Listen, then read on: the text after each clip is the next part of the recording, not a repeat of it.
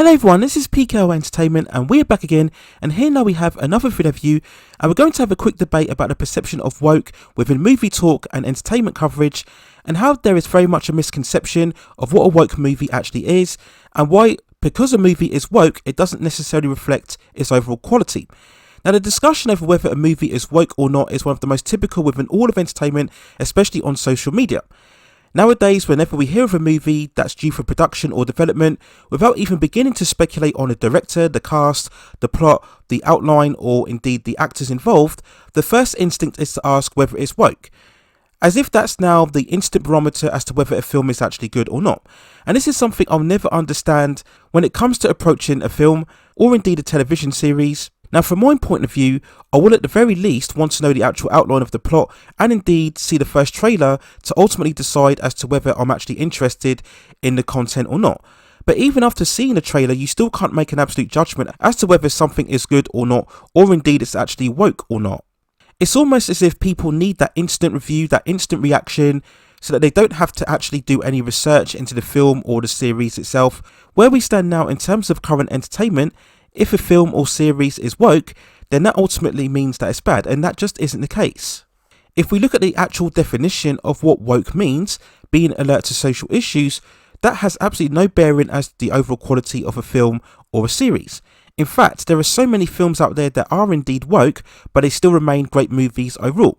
I look in particular at the early stages of Spike Lee's career, when we look at movies such as Do the Right Thing and Jungle Fever, two very powerful films about racial antagonism and racial relationships and dynamics. Both films are completely woke in terms of the subject matter, but both films are also completely brilliant.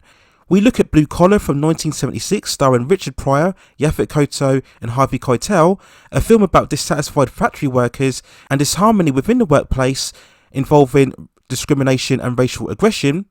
This is a film that's completely woke, yet it's still a brilliant movie. The Color Purple, directed by Steven Spielberg, deals with multiple issues surrounding domestic abuse, racism, perception and poverty. So all of these elements are very much woke, but it's still a great movie overall. Dare I say we look at First Blood, the first Rambo movie from 1982, that very much has woke elements as we're dealing with a war veteran struggling to integrate his way back into society. The same goes for Born on the 4th of July, starring Tom Cruise in 1989, playing real-life veteran Ron Kovic. Now, both of these films are absolutely brilliant, but do we make them lesser films because they have certain woke elements in them? Now, many will say that all the films that I've mentioned are really old, but the principle still applies. A film that is woke by its truest form has no bearing at all as to how good or bad it is. What matters, of course, is the overall story, characterization, direction, editing, music. These are all what matters really in terms of what makes a good movie or indeed good entertainment. So why is there so much outrage and uproar in terms of woke? Well, the real wokeness that brings about so much concern and debate is when it's included in franchises and IPs, adaptations that aren't really about wokeness. It's where the essence or the spirit of a franchise gets compromised in favour of woke agenda or narrative. This can include a race change or a gender change of an iconic character, or certain story beats or narratives that go against what the franchise stands for. So in many ways, this is a completely different argument and debate, as we're talking less about wokeness, supposedly, and more about the mistreatment of classic source material. We can even take the statement further and state that just because an adaptation isn't completely faithful to the source, that doesn't necessarily mean that it will end up being terrible within its final product. But again, this is a completely separate debate as to whether a movie is actually woke. And this is really the whole misconception surrounding a woke movie and whether it's actually good or not. But more and more now, as we see more coverage of movies and entertainment, particularly in the streaming wars, I just feel there's too much of a rush to denounce a film even before we've heard anything about it.